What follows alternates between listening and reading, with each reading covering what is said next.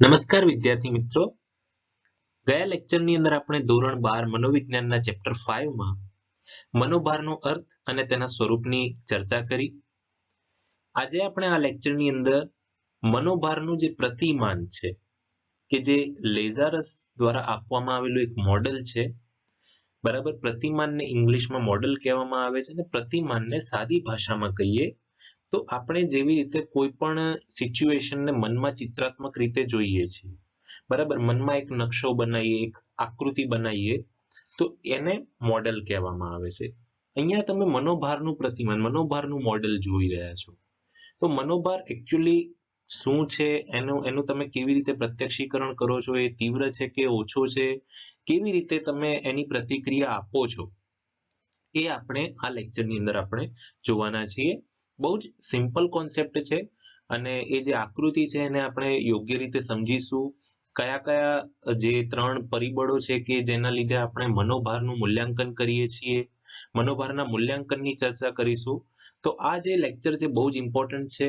થોડુંક લેક્ચર લાંબો છે, હું સમજી શકું છું, પણ ધ્યાનથી જોશો તો તમને 100% આખો ટોપિક યાદ બી રહી જશે ને સમજાઈ બી જશે. તો યોગ્ય રીતે એનો અભ્યાસ કરજો અને શક્ય હોય તો તમારી સાથે નોટબુક રાખજો અને ઇમ્પોર્ટન્ટ જે પોઈન્ટ છે એ તમે લખી રાખજો. તો શરૂ કરીએ.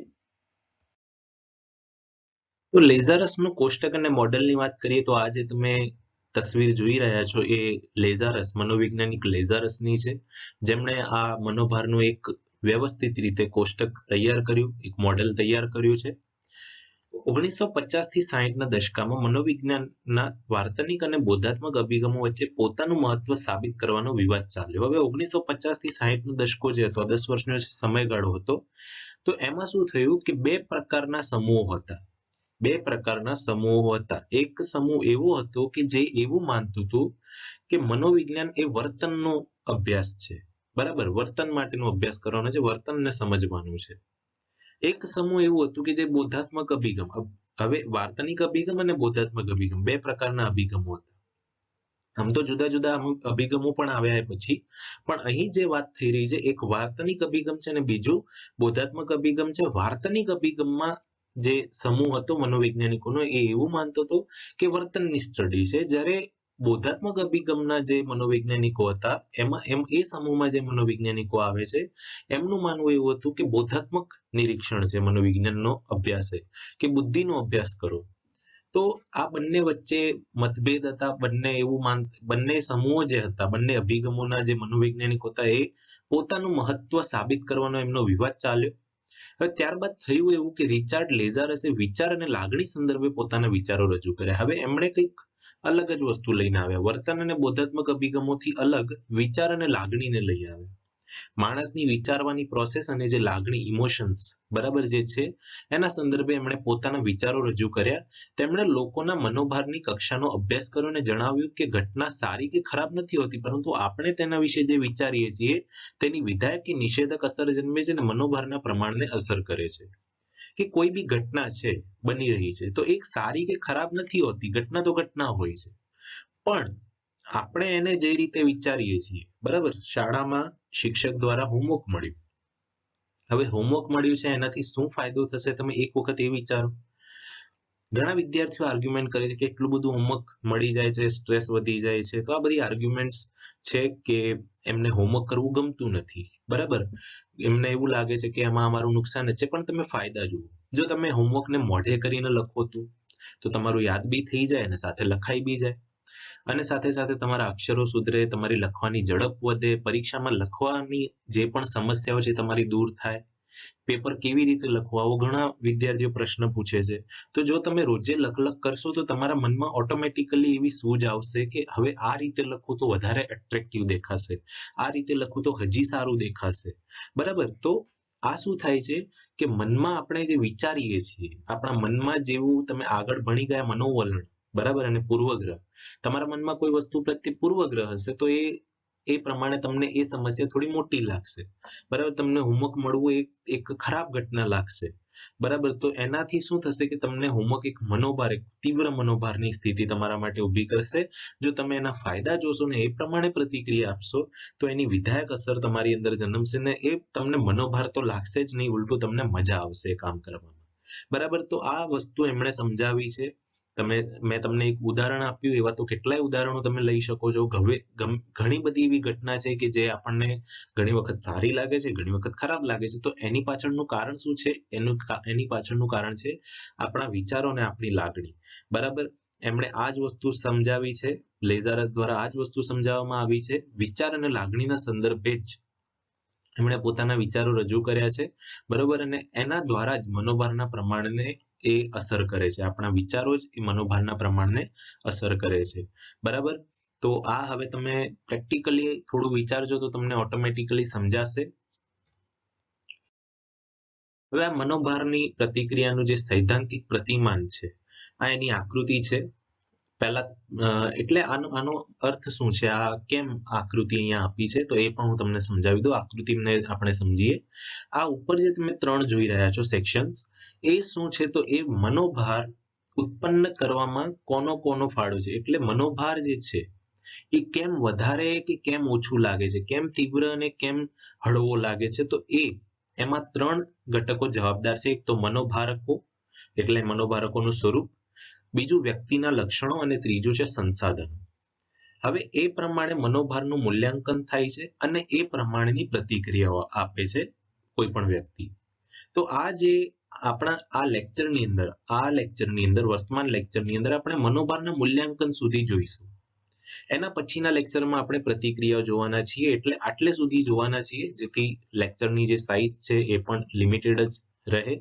અને બહુ વધી જશે તો પછી તમને બી ઘણું બધું યાદ એકસાથે નહીં રહી શકે. એટલા માટે એ વિચારીને મેં આ લેક્ચરને મનોભારના મૂલ્યાંકન સુધી જ રાખ્યું છે. એના પછીના લેક્ચરમાં આપણે એની પ્રતિક્રિયાઓ સમજીશું. તો સૌથી પહેલા હવે આકૃતિને સમજીએ. તો આપણે કોઈ પણ મનોભાર છે એ કેમ વધારે લાગે છે કે કેમ ઓછું લાગે છે? તો આ 3 ઘટકો ઉપર આધાર રાખે છે. પહેલું ઘટક છે કે મનોભારકો.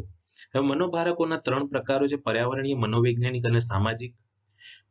પરિમાણ એટલે એક પ્રકારનું માપ, જેને કહી શકાય માપન. બરાબર. કે એની તીવ્રતા, સ્થિતિકાળ અને આગાહી ક્ષમતા. આ બધું જ આપણે અત્યારે ડિટેલમાં સમજવાના છીએ. ત્યારબાદ વ્યક્તિના લક્ષણો. એક તો મનોભારકો જે છે, પર્યાવરણનું કોઈ મનોભાર હોઈ શકે, મનોવિજ્ઞાનનું હોઈ શકે, સામાજિક હોઈ શકે. પાછું એ વધારે છે, ઓછું છે, એના માપન દ્વારા ખબર પડે કે મનોભાર તીવ્ર છે કે હળવો છે. બરાબર. પછી વ્યક્તિના લક્ષણો શું છે? વ્યક્તિ કેવી છે એ પ્રમાણે. બરાબર. કે વ્યક્તિ આંતરિક સૂઝ ધરાવતી હશે, સ્વાસ્થ્ય સારું હશે તો તરત જ મનોભારને લડી શકશે, તો મનોભાર એને ઓછું લાગશે. અને સંસાધનો, કે એને જે હેલ્પ મળતી હોય છે, ભૌતિક રીતે મદદ મળે, વ્યક્તિગત રીતે મળે, સામાજિક રીતે મળે. બરાબર. તો આ ત્રણેય જો એક સાથે જોઈએ તો એ પ્રમાણે મનોભાર તીવ્ર છે કે ઓછો છે એ વ્યક્તિ દ્વારા એનું પ્રત્યક્ષીકરણ થતું હોય છે. મને કોઈ વસ્તુ થોડી સહેલી લાગશે કારણ કે મારી પાસે મારા ત્યાં જે મનોભારક છે એની તીવ્રતા, એનું જે પરિમાણ જ્યારે માપન કરીએ તો તીવ્રતા બહુ ઓછી છે. બરાબર. અને વ્યક્તિના લક્ષણો એટલે મારા લક્ષણો કેવા છે? તો શરીર પણ વ્યવસ્થિત છે, સ્વસ્થ છું, માનસિક રીતે પણ સ્વસ્થ છું, આજુબાજુ જે વાતાવરણ છે એ પણ સ્વસ્થ છે, એકદમ સારું છે. સંસાધનો જે છે, જે મને મદદ મળી રહી છે, ફેમિલી દ્વારા પણ સપોર્ટ છે, અને નાણાકીય રીતે પણ હું આગળ છું, તો મને મનોભાર બહુ ઓછો લાગશે, બહુ હળવો લાગશે, અને કદાચ ન પણ લાગે. પણ જો આ બધું ન હોય, નાણાંની અગવડ હોય, ફેમિલી સપોર્ટ ન હોય, શારીરિક રીતે અસ્વસ્થ હોય, માનસિક રીતે થોડી પ્રોબ્લેમ હોય, અને મનોભારકોની તીવ્રતા વધારે હોય, ત્યારે મનોભાર જે છે એ બહુ વિશાળ દેખાય છે, બહુ તીવ્ર દેખાય છે આપણને. બરાબર. એટલા માટે મનોભાર જે છે એનું પ્રત્યક્ષીકરણ જુદું જુદું હોય છે. કોઈના માટે વધારે, કોઈના માટે ઓછું. બરાબર. એક સમયે એક વ્યક્તિ એક જ પ્રકારના મનોભાર ન પણ ધરાવતી હોય, ઘણા બધા મનોભારો એક સાથે મનમાં હોય, અલગ અલગ પ્રકારના ટેન્શન મનમાં લઈને ફરતી હોય વ્યક્તિ. બરાબર. તો આ મનોભારની પ્રતિક્રિયાનું આ સૈદ્ધાંતિક પ્રતિમાન અહીંયા આકૃતિ તમે જોઈ. હવે આપણે બધાને ડિટેલમાં ભણવાના છીએ. આ જે બી અંદર લખ્યું છે બધું આપણે વ્યવસ્થિત રીતે જોઈશું. તો હવે લેઝારસના કોષ્ટક અને મોડેલની આખી સમજૂતી મેળવવી છે. તો એમાં તમે સૌથી પહેલા જોયું કે કોષ્ટક અનુસાર મનોભાર ઉત્પન્ન કરનાર પરિસ્થિતિ પ્રત્યે તમે કેવી પ્રતિક્રિયા આપશો તેનો આધાર મુખ્ય 3 બાબતો પર રહેલો છે. પ્રતિક્રિયા આપશો મતલબ આ મનોભાર કેટલું વધારે છે કેટલું ઓછું છે, આ એક પ્રકારની પ્રતિક્રિયા છે. તમે એક અંદાજો લગાવજો કે મનોભાર કેવું છે, બરાબર. તમે જેમ તમને આગળ કીધું એ પ્રમાણે પછી તમે પ્રતિક્રિયા બી આપશો. તો એનો આધાર 3 બાબતો પર રહેલો છે. એક તો મનોભારનું સ્વરૂપ જે તમે સૌથી પહેલા જોયું, ત્યારબાદ તમે થોડુંક નીચે હતું બીજા નંબરનું જે કોષ્ટક હતું એ વ્યક્તિના લક્ષણો જોયું, અને ત્રીજું છે મનોભારનો સામનો કરવાના ઉપલબ્ધ સંસાધનો, કે મનોભારની સામે તમે સામનો કરી શકો એના માટે ઉપલબ્ધ સંસાધનો, એક પ્રકારની હેલ્પ તમે કહી શકો. આમ તો સંસાધનો એટલે જે રિસોર્સિસ આપણે કહીએ છીએ, બરાબર. કયા કયા સંસાધનો તમારી પાસે અવેલેબલ છે એના પરથી તમે એવી પ્રતિક્રિયા આપો છો કે હા આ જે મનોભાર છે આ હળવો છે, આમાં અમે પહોંચી વળીશું, અથવા અરે રે આ તો બહુ મોટું ટેન્શન છે, કેવી રીતે પહોંચી વળીશું, આવી પ્રકારની પ્રતિક્રિયા તમે આપતા હો છો, બરાબર. મનોભારકોના સ્વરૂપની સૌથી પહેલા આપણે ચર્ચા કરીએ. જે સૌથી ફર્સ્ટ કોષ્ટક તમે જોયું ઉપરની સાઈડ હતું, તો મનોભારકોનું સ્વરૂપ એટલે મનોભારકો શું, સૌથી પહેલા એ પ્રશ્ન થાય સર મનોભારકો શું છે. તો મનોભારકો એટલે મનોભાર ઉત્પન્ન કરે એવા ઉદ્દીપકો. પહેલા આટલું સિમ્પલ અર્થ યાદ રાખો, મનોભાર ઉત્પન્ન કરે એવા ઉદ્દીપકોનો સમૂહ એટલે મનોભારકો. હવે થોડી વ્યાખ્યા મનોવિજ્ઞાનની રીતે જોઈએ. તો મનોભારને ઉત્પન્ન કરનાર વૈવિધ્યપૂર્ણ બાહ્ય અને આંતરિક ઉદ્દીપકના સમૂહને મનોભારક કહેવાય છે, બરાબર. સમજો, વૈવિધ્યપૂર્ણ જુદા જુદા હોઈ શકે. મનોભારને ઉત્પન્ન કરનાર એક ઉદ્દીપક ન હોય ને, ઘણા બધા ઉદ્દીપકો હોઈ શકે, અલગ અલગ ઉદ્દીપકો હોઈ શકે. તો એ વૈવિધ્યપૂર્ણ ઉદ્દીપકો, એ પણ પાછા કેવા, બાહ્ય પણ હોઈ શકે ને આંતરિક પણ હોઈ શકે. બાહ્ય એટલે આપણી આસપાસનું પર્યાવરણ હોઈ શકે, ને આંતરિક ઉદ્દીપક એટલે આપણા અંદરના વિચારો, આપણે અંદર જે હતાશા જન્મે છે, તો એ બધા આંતરિક ઉદ્દીપક છે. તો એવા બાહ્ય અને આંતરિક ઉદ્દીપક એ પણ કેવા, વૈવિધ્યપૂર્ણ. તો વૈવિધ્યપૂર્ણ બાહ્ય અને આંતરિક ઉદ્દીપકના સમૂહને મનોભારક કહેવાય છે, બરાબર. મનોભાર ઉત્પન્ન કરે એવા વૈવિધ્યપૂર્ણ બાહ્ય અને આંતરિક ઉદ્દીપકના સમૂહને મનોભારક કહેવાય છે. હું 3 વાર વ્યાખ્યા વાંચી ગયો. હવે એક વખત તમે વાંચશો એટલે તરત જ તમને યાદ રહી જશે.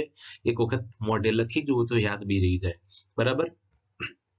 હવે મનોભારકો જે છે એ 3 પ્રકારના હોઈ શકે. એમાં સૌથી પહેલા આવે પર્યાવરણીય મનોભારકો. પર્યાવરણીય મનોભારકો શું છે, તો પર્યાવરણ દ્વારા પર્યાવરણમાં જોવા મળે એવા મનોભારકો, જેમ કે ઘોંઘાટ, પ્રદૂષણ વગેરે પર્યાવરણીય મનોભારકો કહી શકાય. ત્યારબાદ આવે છે મનોવૈજ્ઞાનિક મનોભારકો. તમારા મનની અંદર જે મનોભારકો રહેલા છે એ છે હતાશા, દબાણ, સંઘર્ષ, આઘાત વગેરે મનોવૈજ્ઞાનિક મનોભારકો કહી શકાય. અને જે સામાજિક મનોભારકો, ઝઘડા, એકલતા, સંબંધો તૂટવા વગેરે ને સામાજિક મનોભારકો કહી શકાય, બરાબર. સમાજમાં જે મનોભારકો, સમાજમાંથી જે મનોભારકો ઉત્પન્ન થતા હોય, સમાજમાં એવા મનોભારકો હોય જે આપણા અંદર મનોભાર જન્માવે તો ઝઘડો થાય તો તરત જ કેવું મૂડ ઓફ થઈ જાય છે, તરત જ કેવા સ્ટ્રેસમાં આવી જઈએ છીએ. એકલતા હોય, સંબંધો તૂટે છે, તો આ બધા સામાજિક મનોભારકો છે. મનોવૈજ્ઞાનિક છે. હવે આમાં તમે જો ઘોંઘાટ અને પ્રદૂષણ એ બાહ્ય ઉદ્દીપકો છે. હતાશા, દબાણ, સંઘર્ષ, આઘાત આ બધા આંતરિક ઉદ્દીપકો કહેવાય. પછી તમે જુઓ કે ઝઘડા, એકલતા, હવે એકલતા આંતરિક છે, ઝઘડા જે છે એ બાહ્ય છે, સંબંધો તૂટવા એ પણ બાહ્ય છે, બરાબર. તો આ બધું જે છે બાહ્ય અને આંતરિક ઉદ્દીપકનો સમૂહ હોય છે જુદો જુદો, જે મનોભાર ઉત્પન્ન કરે છે, અને એને આપણે મનોભારક કહીએ છીએ. પ્રેક્ટિકલી તમે જુઓ, આરામથી સમજાઈ જશે તમને.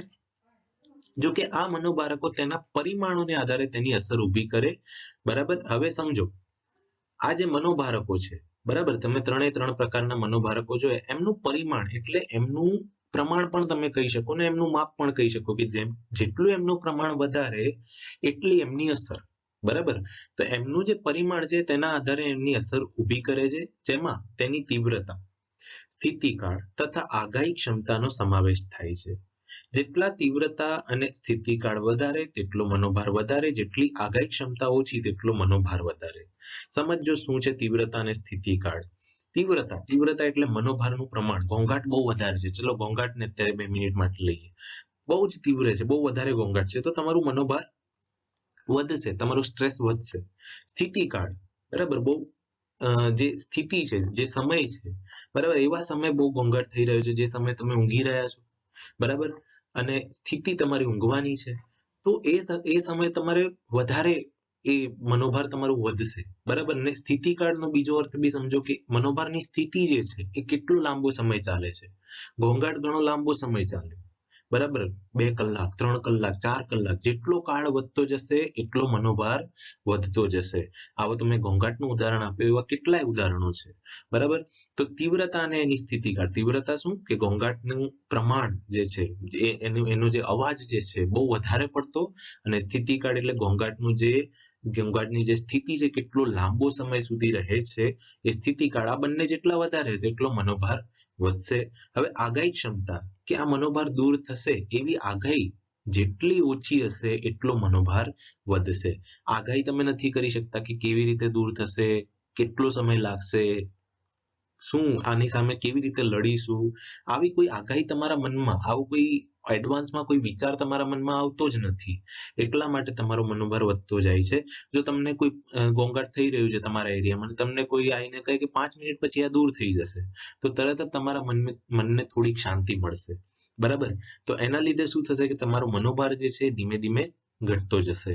બરાબર, પણ જો તમને કોઈ આગાહી નથી મળતી તો તમારો જે મનોભાર છે એ વધતો જશે. બરાબર, હવે આ મનોભારકોનું સ્વરૂપ છે. તો મનોભારકોના સ્વરૂપ જોયા પછી હવે આપણે વ્યક્તિના લક્ષણોની ચર્ચા કરીએ કે વ્યક્તિ કેવી હોય, વ્યક્તિના લક્ષણો કેવા હોય, તો એના માટે મનોભાર કેવો હશે, તીવ્ર હશે કે હળવો હશે, એ વ્યક્તિના લક્ષણો પરથી પણ જાણી શકાય છે. એક તો આપણે મનોભારકોના સ્વરૂપને જોયું કે મનોભારકો કેવા હોય તો મનોભાર જે છે એની સ્થિતિ કેવી લાગશે, અને વ્યક્તિના લક્ષણો પર પણ આ વસ્તુ આધાર રાખે છે. તો જોઈએ કે વ્યક્તિના પોતાના લક્ષણો જે શારીરિક, મનોવૈજ્ઞાનિક અને સાંસ્કૃતિક હોઈ શકે, તેના આધારે મનોભાર અને તેની સામેની પ્રતિક્રિયા નક્કી થાય. હવે શારીરિક લક્ષણોની વાત કરીએ તો શરીરથી નબળું છે કે માણસ મજબૂત છે, પછી મનોવૈજ્ઞાનિક રીતે, માનસિક રીતે સ્વસ્થ છે કે અસ્વસ્થ છે, અને સાંસ્કૃતિક રીતે એટલે જે જીવન જીવવાની રીત છે. બરાબર, જે સારી ટેવો કે પછી ખરાબ ટેવો, જો સારી ટેવો હશે તો એ તરત જ મનોભાર ઉપર કંટ્રોલ કરી લેશે, પણ જો ટેવો સારી નહીં હોય, જીવન જીવવાની રીત યોગ્ય નહીં હોય, તો પછી એ કંટ્રોલ નહીં કરી શકે. તેના આધારે મનોભાર અને તેની સામેની પ્રતિક્રિયા નક્કી થાય છે. હવે આ બધું જે છે એના જે લક્ષણો છે, શારીરિક રીતે, મનોવૈજ્ઞાનિક, સાંસ્કૃતિક વ્યક્તિ કેવી છે, એના આધારે મનોભાર અને તેની સામેની પ્રતિક્રિયા નક્કી થાય છે. શારીરિક લક્ષણો એટલે વ્યક્તિનું શારીરિક સ્વાસ્થ્ય, શરીરનો બાંધો, શારીરિક ક્ષમતાઓ અને આંતરિક નિર્બળતાઓ. શરીરના લક્ષણો એટલે શું? તો શરીરના લક્ષણોમાં શું શું આવે? તો શારીરિક સ્વાસ્થ્ય કેવું છે, બરાબર, પછી શરીરનો બાંધો, શરીરનો જે બાંધો છે, જે શરીર જે હાડકાં છે, પછી સ્નાયુઓ છે, એ બાંધો કેવો છે, મજબૂત છે કે નબળો છે. પછી શારીરિક ક્ષમતાઓ, શરીરમાં જે ક્ષમતાઓ, જે શક્તિઓ રહેલી છે એ, અને આંતરિક નિર્બળતાઓ, કે અંદર જે નિર્બળતાઓ જે છે, અંદરની જે કમજોરી, બધાને પોતપોતાની કમજોરી ખબર હોય છે. આંતરિક નિર્બળતાઓ કેવી છે એ શારીરિક લક્ષણો છે. હવે બીમાર વ્યક્તિ હોય, નબળો શારીરિક બાંધો ધરાવતી વ્યક્તિ હોય અને ઓછી શારીરિક ક્ષમતાઓ ધરાવતી વ્યક્તિ હોય, એ અન્ય સ્વસ્થ વ્યક્તિની સરખામણીએ વધુ મનોભાર અનુભવે છે. વ્યક્તિ પહેલાથી જ બીમાર છે, બરાબર, શરીરનો બાંધો વ્યવસ્થિત નથી, બરાબર, કમજોર શરીર છે અને શારીરિક ક્ષમતાઓ પણ ઓછી છે, ત્યારે એ વ્યક્તિ અન્ય વ્યક્તિની સરખામણીએ શું થશે, એને મનોભાર વધારે લાગશે, મોટો લાગશે. મનોવૈજ્ઞાનિક લક્ષણોની વાત કરીએ તો મનોવૈજ્ઞાનિક લક્ષણો એટલે વ્યક્તિનું માનસિક સ્વાસ્થ્ય, તેનો સ્વભાવ, મિજાજ એટલે મૂડની વાત કહી શકીએ, અને તેનો પોતાના વિશેનો ખ્યાલ. સારું માનસિક સ્વાસ્થ્ય ધરાવતી વ્યક્તિ, ખુશ મિજાજી અને પોતાની જાતનો વાસ્તવિક ખ્યાલ ધરાવતી વ્યક્તિ ઓછો મનોભાર અનુભવે છે. કે મનોવૈજ્ઞાનિક રીતે જે છે એનું માનસિક સ્વાસ્થ્ય કેવું છે, બહુ ચિંતા લે કરે છે એવું છે, બહુ સેન્સિટિવ છે, તો થોડીક એની ચિંતા વધારે રહેશે. પછી તેનો જે સ્વભાવ છે, અમુક ચીડિયા સ્વભાવ વાળા વ્યક્તિ હોય, અમુક ખુશ મિજાજી સ્વભાવ વાળા વ્યક્તિ હોય, તો જે ચીડિયો સ્વભાવ હશે તો એના માટે મનોભાર જે છે એ થોડું વધારે તીવ્ર હશે. અને તેનો પોતાના વિશેનો ખ્યાલ, એ પોતાના માટે શું વિચારે છે. તમે ઇંગ્લિશની અંદર જે ફર્સ્ટ યુનિટ વાંચ્યા, કસ્ટમર સર્વિસ રિપ્રેઝેન્ટેટિવ વાળું જે છે, હાઉ ટુ ઇન્સ્ટોલ લવ, એમાં તમે જોયું હતું સેલ્ફ એસ્ટીમ શબ્દ હતો, બરાબર. તો પોતાના વિશેનો તમારો ખ્યાલ શું છે. સેલ્ફ એક્સેપ્ટન્સ એક શબ્દ હતો, બરાબર, ફોરગીવ સેલ્ફ હતું, તો પોતાને માફ કરી દેતા શીખો, પોતાની રિસ્પેક્ટ કરો, બરાબર, સ્વાભિમાન થોડું રાખવું જરૂરી છે. તો પોતાના વિશેનો ખ્યાલ કે હું, હા, પોતાની નજરોમાં તમે સારા રહેવા જોઈએ. ઘણા લોકો પોતાને બહુ નબળું ગણે, બીજા કરતા તુચ્છ ગણે છે, જેના લીધે શું થાય છે કે કાયમ એ મનોભારમાં રહેતા હોય છે. એમના મનોભારની સ્થિતિ તો બહુ લાંબી હોય છે, બરાબર. એવું ના કરો. તમે જે છો એ સ્વીકારો અને પોતાનામાં સુધારો લાવો. જો તમને લાગે છે કે આ વસ્તુ યોગ્ય નથી, તો પછી તમે એમાં સુધારો લાવો. બરાબર, તમને કોઈ બાંધી તો નથી રાખતું સુધારો લાવવામાં. સુધારો લાવશો, બધા ખુશ બી થશે, તમે બી ખુશ થશો. તો પોતાના વિશેનો જે ખ્યાલ છે એ સારો હોવો જોઈએ. સારું માનસિક સ્વાસ્થ્ય ધરાવતી વ્યક્તિ, ખુશ મિજાજી અને પોતાની જાતનો વાસ્તવિક ખ્યાલ ધરાવતી વ્યક્તિ ઓછો મનોભાર અનુભવે છે. બરાબર, કે એક તો માનસિક સ્વાસ્થ્ય સારું હોય, પછી ખુશ મિજાજી હોય, કાયમ હસમુખ ચહેરો હોય અને પોતાની જાતનો વાસ્તવિક ખ્યાલ ધરાવતી વ્યક્તિ. મીન્સ પોતે જે છે કે હા હું આ જ છું. બરાબર, બી યોર સેલ્ફ એક કોટેશન આવે છે કે પોતે જે છો એ જ બનો. જે વધારે પડતું શો ઓફ ના કરતી હોય ને પોતે જે હા હું આ જ છું, બરાબર, પોતે જે છે સ્વીકારે, તો એ વ્યક્તિ ઓછો મનોભાર અનુભવે છે. બરાબર, તો આ વ્યક્તિના લક્ષણોની વાત છે. હજી એક સાંસ્કૃતિક લક્ષણો જોઈએ. સાંસ્કૃતિક લક્ષણોની વાત કરીએ તો સાંસ્કૃતિક લક્ષણો એટલે સંસ્કૃતિ આપેલી વ્યાખ્યાઓ અને અપેક્ષિત વર્તનશૈલી. કઈ સંસ્કૃતિ જે છે, સંસ્કૃતિને સાદી ભાષામાં આપણે જીવન જીવવાની રીત કહીએ છીએ. એટલે એના દ્વારા જે આપેલી વ્યાખ્યાઓ છે, ધોરણો, મૂલ્યો, ભૂમિકાઓ, બરાબર, આ બધા શબ્દો તમે ભણી ગયા છો 11મા ધોરણમાં. આમ તો કે જે જે પણ સમાજ છે એના અમુક ધોરણો છે. ધોરણો એટલે એક પ્રકારના નિયમો, બરાબર, જેનો ભંગ ન થવો જોઈએ, જેનું ધ્યાન રાખવું જોઈએ આપણે. મૂલ્યો છે, કોને વેલ્યુ આપવી, કોને ન આપવી, પોતપોતાની વિચારધારાને લોકો વેલ્યુ આપતા હોય છે. તો એ વ્યાખ્યાઓ સંસ્કૃતિ દ્વારા આપેલી છે. અને અપેક્ષિત વર્તનશૈલી, તમારું વર્તન અપેક્ષિત જ હોય છે. તમારા કુટુંબના સભ્યો વિચારશે કે ઘરે બધા 6 વાગે ઉઠે છે, તો આ પણ 6 વાગે ઉઠી જશે, એવું એક અપેક્ષા હોય જ. બરાબર, આ એક ધોરણ છે કે ઘરે બધાએ સવારે 6 વાગે ફરજિયાત ઉઠી જ જવું. બરાબર, તો એક અપેક્ષા હોય છે. તમારું વર્તન આવું જ હોવું જોઈએ, અપેક્ષા અનુસારનું વર્તન. બરાબર, તો એને સાંસ્કૃતિક ધોરણ કહેવાય. તો સાંસ્કૃતિક ધોરણ અનુરૂપ વર્તન ઓછો મનોભાર જન્માવે છે. કે જે તમારા ઘરની જે રીતભાત છે એ પ્રમાણે તમે જીવો છો, તો ઓટોમેટિકલી તમારો જે મનોભાર જે છે એ ઘટશે. મીન્સ તમારા ઘરે જેવી અપેક્ષા છે એવું વર્તન તમે કરશો, તો તમારો જે મનોભાર છે એ ઓછો થશે, એ ઓછો મનોભાર જન્માવશે સ્થિતિ તમારા માટે. સમજો કે તમે ઘરના રીતભાતથી વિરુદ્ધ પ્રકારનું વર્તન કરો છો, તો શું થશે કે તમારો સ્વભાવ ચીડિયો રહેશે, તમને કંઈ ગમશે નહીં, ઘરમાં તમારી સાથે કોઈ બોલશે નહીં, તમારી બધા વિરુદ્ધ જશે એકના એક ઘરની અંદર. તો આ શું થશે કે તમારો જે મનોભાર છે એ વધશે. તમે પોતાની કોઈ પણ વાત શેર નહીં કરી શકો, ઘરે કહી નહીં શકો. તો એના કરતા સારું છે કે ઘરે જેવા રીતભાત છે, ઘરે જેવા નીતિ નિયમો છે એ પ્રમાણે તમે કાર્ય કરો. એટલે સાંસ્કૃતિક ધોરણોને અનુરૂપ તમે પોતાનું વર્તન રાખો. તમારો જે મનોભાર છે એ ઓછો થશે, ઓછો મનોભાર જન્મશે તમારી અંદર. બરાબર, તો અત્યાર સુધી આપણે 2 પોઈન્ટ જોયા, મનોભારકોનું સ્વરૂપ અને વ્યક્તિના લક્ષણો. હવે ત્રીજા પોઈન્ટ તરફ જઈએ કે મનોભારનો સામનો કરવાના ઉપલબ્ધ સંસાધનો. જો સંસાધનો મીન્સ એક પ્રકારની હેલ્પ, અહીંયા તમે એમ કહી શકો કે મદદ. બરાબર, તમને મનોભારનો જે સામનો કરવાનો છે ને એની સામે તમારે મદદ જોઈએ છે. તો કઈ મદદ તમને મળી રહી છે? જો મદદ વધારે મળશે તો મનોભાર તમારા માટે હળવો થઈ જશે. પણ જો તમને એટલી મદદ નથી મળતી, અથવા આ સંસાધનો તમારા માટે ઉપલબ્ધ નથી, અથવા ઓછા પ્રમાણમાં ઉપલબ્ધ છે, તો તમારો મનોભાર બહુ ઝડપથી હળવો થઈ શકશે નહીં. થઈ શકે છે કે જો સંસાધનો સાવ ઉપલબ્ધ ન હોય તો મનોભાર તીવ્ર પણ થઈ શકે છે. એટલે અહીંયા હવે સંસાધનોની ચર્ચા કરીશું. ઉપલબ્ધ સંસાધનો એટલે વ્યક્તિ પાસે મનોભારનો સામનો કરવા માટેના સાધનો અથવા આધારો, જેમાં નીચેના 3 સંસાધનોનો સમાવેશ થાય છે. એક તો ભૌતિક સંસાધનો એટલે કે નાણાં, તબીબી સંભાળ, ભૌતિક સુવિધા વગેરે. કે તમે ચિંતામાં છો, બરાબર, તમને સ્ટ્રેસ છે કોઈ વાતનું. જો તમને ભૌતિક રીતે પૈસા, નાણાં હશે અને તબીબી સંભાળ મળતી હશે અથવા ભૌતિક સુવિધા, આ બધું તમને અવેલેબલ હશે, તો ત્યાં તમે થોડાક હા ઠીક છે, ચલો તબીબી સંભાળ મળી રહી છે, નાણાં છે, ભૌતિક સુવિધા વગેરે છે, તો તમારો મનોભાર થોડોક હળવો થઈ જશે. ત્યારબાદ છે વ્યક્તિગત સંસાધનો એટલે વ્યક્તિમાં રહેલી આવડત, કુશળતા, પરિસ્થિતિને પહોંચી વળવાની તેની સૂઝ. કે વ્યક્તિને ખબર છે કે મારે આ રીતે આ સિચ્યુએશનમાંથી બહાર આવવાનું છે, આ પરિસ્થિતિમાંથી બહાર આવવાનું છે, એવી કુશળ વ્યક્તિ હશે, આવડત હશે એની પાસે, પરિસ્થિતિને પહોંચી વળવાની સૂઝ હશે, તો ઓટોમેટિકલી એ વ્યક્તિ એ પરિસ્થિતિમાંથી બહાર નીકળવા માટે રસ્તો શોધશે અને એના લીધે એનો જે મનોભાર છે એ હળવો થશે.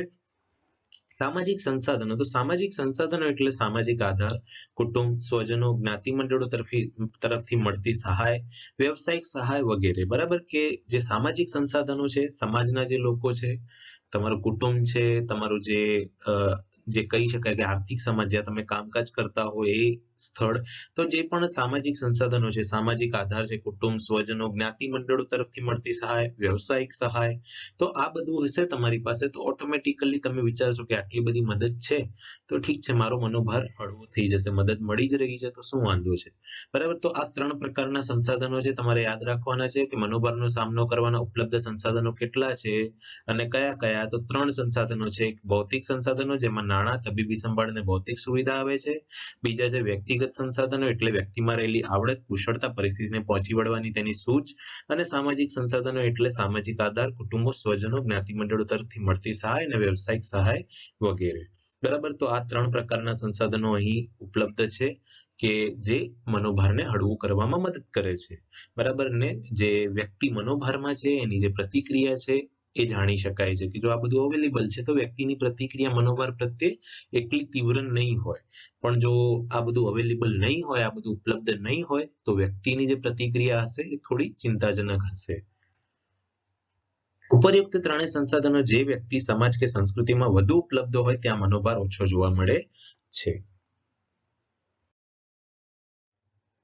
વ્યક્તિ પોતાના લક્ષણો, સંસાધનો અને મનોભારકો, આ 3ના આધારે મનોભારનું મૂલ્યાંકન કરે છે. બરાબર, તમે અત્યાર સુધી જે વ્યક્તિ છે એના લક્ષણો જોયા, એની પાસે ઉપલબ્ધ જે સંસાધનો છે એની પણ આપણે ચર્ચા કરી, અને મનોભારકો એમનું જે સ્વરૂપ આપણે જોયું.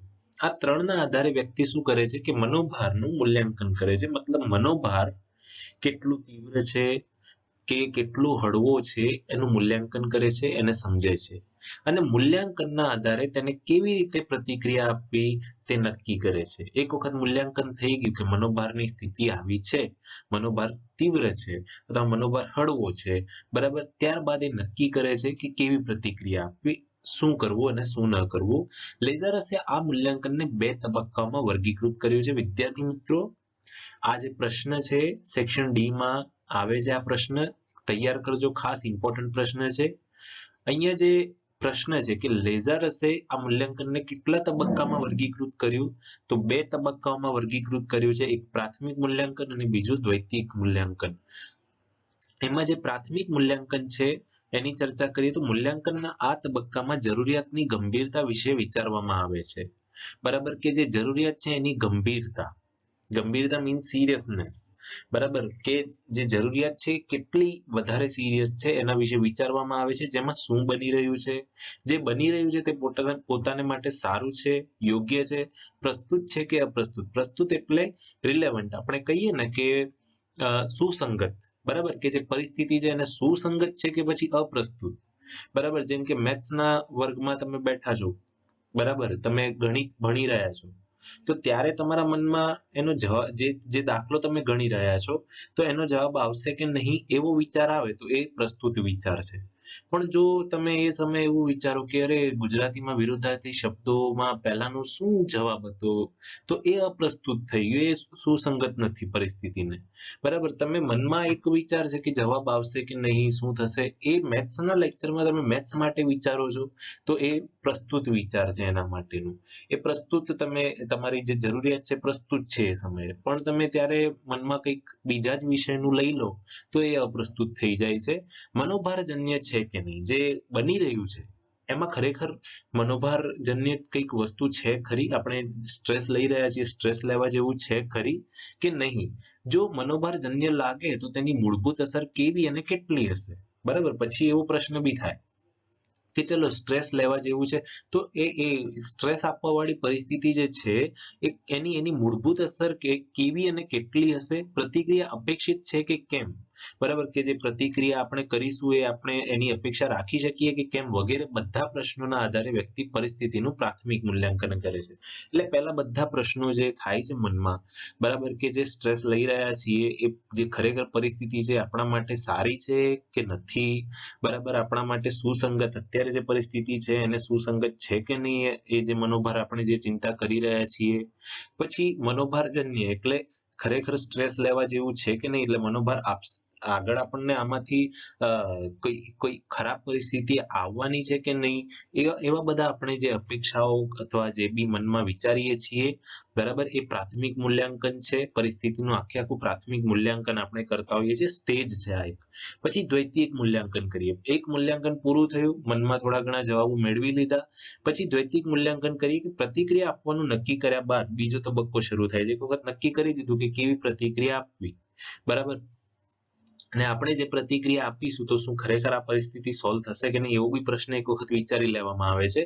જો પ્રતિક્રિયા અપેક્ષિત છે કે કેમ, બધા પ્રશ્નોના આધારે વ્યક્તિ પરિસ્થિતિનું પ્રાથમિક મૂલ્યાંકન કરે છે ને પ્રતિક્રિયા આપ્યા બાદ બીજો તબક્કો શરૂ થાય છે, ત્યારે જેમાં વ્યક્તિ મનોભારને પહોંચી વળવા માટે ઉપલબ્ધ વ્યક્તિગત અને સામાજિક સંસાધનો વિશેનું મૂલ્યાંકન કરે છે. જેમ કે તેની પાસે નાણાં અથવા કૌશલ્યો અથવા વ્યવસાયિક સહાય વગેરે કેટલા પ્રમાણમાં છે અને તેનું શું તે મનોભારજનક પરિસ્થિતિને પહોંચી વળવા માટે ઉપયોગી છે, પર્યાપ્ત છે વગેરે મૂલ્યાંકનના અંતે વ્યક્તિ સર્વશ્રેષ્ઠ વિકલ્પને અમલમાં મૂકે છે. હવે થાય છે શું કે એક વખત નક્કી કરી લીધું કે હવે આ જે ચિંતા છે એને દૂર કરવી જ છે, આ સ્ટ્રેસને દૂર કરવું જ છે, તો વ્યક્તિ પ્રતિક્રિયા કરતા પહેલા હજી પ્રતિક્રિયા આપવાનું નક્કી જ કર્યું છે, હજી પ્રતિક્રિયા આપી નથી, તો પ્રતિક્રિયા આપતા પહેલા બધું કન્ફર્મ કરશે કે મનોભારને પહોંચી વળવા માટે વ્યક્તિગત અને સામાજિક સંસાધનો છે ખરા, કેટલા છે, કેટલા પ્રમાણ, જેમ કે અહીંયા નાણાંની વાત કરી છે, તો નાણાં અને કૌશલ્ય અને વ્યવસાયિક સહાય ત્રણેય મળશે ખરા, કેટલા પ્રમાણમાં છે. જો વધારે છે તો જલ્દીથી આપણે મનોભારને પહોંચી વળીએ, જો નથી તો રહેવા દો, આ પ્રતિક્રિયા નથી કરવી, કદાચ પછી એવું વિચારી શકે. અને તેનું શું તે મનોભારજનક પરિસ્થિતિને પહોંચી વળવા માટે ઉપયોગી છે, પર્યાપ્ત છે કે પૂરતું છે ખરું, જેટલા બી સંસાધનો મળવાના છે, જેટલી બી મદદ મળવાની છે, તો શું એનાથી પહોંચી વળાશે ખરું, અને જો નથી પહોંચી વળાતું તો પછી રહેવા દો, તો પછી પ્રતિક્રિયા નથી આપવી, છોડી દેવું છે એ કામ, બરાબર. અથવા કોઈ બી બીજો રસ્તો વ્યક્તિ વિચારશે.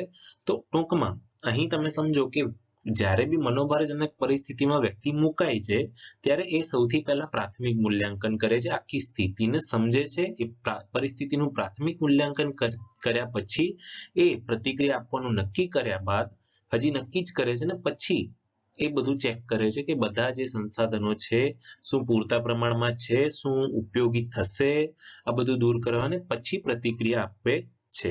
આ વગેરે મૂલ્યાંકનના અંતે વ્યક્તિ સર્વશ્રેષ્ઠ વિકલ્પને અમલમાં મૂકે છે. પ્રતિક્રિયા આપવાનું જો કે નક્કી જ કરી દીધું છે, તો આમાંથી જે સૌથી સારામાં સારો વિકલ્પ એને મળશે કે હા આ જ એક રસ્તો બેસ્ટ લાગી રહ્યો છે, તો એ પ્રમાણે વ્યક્તિ કાર્ય કરશે. જો કે વ્યક્તિના આ બંને મૂલ્યાંકન ઉપર કેટલીક અન્ય બાબતો પણ અસર કરે છે, જેવી કે મનોભારજન્ય પરિસ્થિતિનો તેનો અગાઉનો અનુભવ તથા આવી પરિસ્થિતિને નિયંત્રિત કરી તેને પહોંચી વળવાની ક્ષમતા, બરાબર, કે ભૂતકાળમાં આવી પરિસ્થિતિ બની પણ હોય અને વ્યક્તિએ કેવી રીતે એને પહોંચી વળ્યો હતો અને કઈ નિષ્ફળતા મળી હતી કે કેવી રીતે સફળતા મળી હતી, બધું યાદ કરે છે વ્યક્તિ, અને પરિસ્થિતિને નિયંત્રિત કરી તેને પહોંચી વળવાની ક્ષમતા. જો એ વ્યક્તિએ ભૂતકાળમાં આવા અનુભવોનો સામનો સફળતાપૂર્વક કર્યો હશે તો તે પરિસ્થિતિ તેને ભારરૂપ નહીં લાગે, નવા પડકારરૂપ લાગશે અને તેનો સામનો સફળતાપૂર્વક કરી શકશે, બરાબર, કે એને એક નવો પડકાર લાગશે કે હા એક વખત તો થઈ જ ગયું છે, હવે એક નવો પડકાર આવ્યો છે તો ફટાફટથી આપણે એને સોલ્વ કરી લઈશું, જેવી રીતે ભૂતકાળમાં કર્યું હતું. પરંતુ જો તેને આવો અનુભવ નહીં હોય તો પરિસ્થિતિ તેને ગંભીર અને જોખમી લાગશે, પોતે પહોંચી નહીં વળે તેવી લાગણી ઊભી થતા તીવ્ર મનોભાર અનુભવશે. એ જ રીતે જો વ્યક્તિને પોતાની આવડત અને પહોંચી વળવાની ક્ષમતા ઉપર સંપૂર્ણ વિશ્વાસ હશે તો તે ઓછો મનોભાર અનુભવશે, પણ જો એનામાં આવા વિશ્વાસનો અભાવ હશે તો એ વધારે મનોભાર અનુભવશે. એટલે કહેવાનો મતલબ એ છે કે કોન્ફિડન્સ હોવો જરૂરી છે, વિશ્વાસ હોવો જરૂરી છે, આત્મવિશ્વાસ હોવો જરૂરી છે. હા હું પહોંચી વળીશ, કેમ નહીં પહોંચી વળું, સક્ષમતા છે મારી અંદર, હું પહોંચી વળીશ. બરાબર, એવો એક પોતાનામાં વિશ્વાસ હોવો જરૂરી છે. જો એ વિશ્વાસ હશે તો મનોભાર ઓછો લાગશે, ને મનોભાર ઓછો લાગશે તો ખરેખર એ વ્યક્તિ કંઈક ને કંઈક રીતે આગળ નીકળી જશે. પણ જો પોતાનામાં જ વિશ્વાસ હશે કે ના મારાથી તો નહીં થાય, હું વીક છું, હું નબળો છું, મારાથી નહીં થાય, આવા બધા નેગેટિવ માઇન્ડને તમે રિસ્પોન્સીસ આપશો, મગજને નેગેટિવ વાતોમાં જ રચ્યા પચ્યા રાખશો, તો પછી તમારો જે વિશ્વાસ છે એ ઘટશે. એના લીધે શું થશે કે તમને પરિસ્થિતિ હજી ટિપિકલ, હજી અઘરી લાગશે અને તમે એને નહીં પહોંચી વળી શકતા, અને પછી તમે કહો છો સારું કર્યું કે ના જ લીધું ચેલેન્જ હાથમાં. તો શું છે કે મનોભાર પણ એક ચેલેન્જ છે તમારા માટે, એને ચેલેન્જની રીતે એક્સેપ્ટ કરો અને પહોંચી વળો. શું થશે, વધુમાં વધુ નિષ્ફળતા મળશે, તમે ફરીથી પ્રયાસ કરશો, પણ પ્રયત્ન તો કરવો જ જોઈએ. બરાબર, એક વિશ્વાસ સાથે પ્રયત્ન કરવો જોઈએ કે હું તો પહોંચી જ વળીશ ગમે તે થાય. બરાબર, રાતે વધારે કામ કરીને પણ હું આ મનોભારને પહોંચી વળીશ. હું પોતાના શરીરનું બી ધ્યાન રાખીશ, પોતાના મનનું બી ધ્યાન રાખીશ, અને કઈક રીતે આ મનોભારને હું પહોંચી વળીશ. જે બી મનોભાર નડતર હોય, અત્યારે તમને ભણવાનું મનોભાર હોય, તમને પોતાના કામકાજનું મનોભાર હોય, તો તમે એને પહોંચી વળી શકો છો. આવા કારણોસર જ જુદી જુદી વ્યક્તિઓ માટે જુદા જુદા મનોભારકોના અનુભવો અને તેના પરિણામો અલગ અલગ હોય છે. બરાબર, તો આ રીતે જે મનોભારકો છે, બરાબર, એના અનુભવો અને તેના જે પરિણામો હોય છે એ અલગ અલગ હોય છે. તો આજના લેક્ચરની અંદર આપણે મનોભારનું એક મોડેલ જોયું, જે લેઝરસ દ્વારા તૈયાર કરવામાં આવ્યું હતું.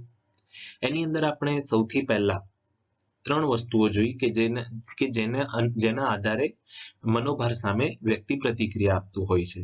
કયા 3 મુદ્દા હતા? તો સૌથી પહેલા હતું મનોભારકોનું સ્વરૂપ, ત્યારબાદ વ્યક્તિના લક્ષણો અને ત્યારબાદ ઉપલબ્ધ સંસાધનો.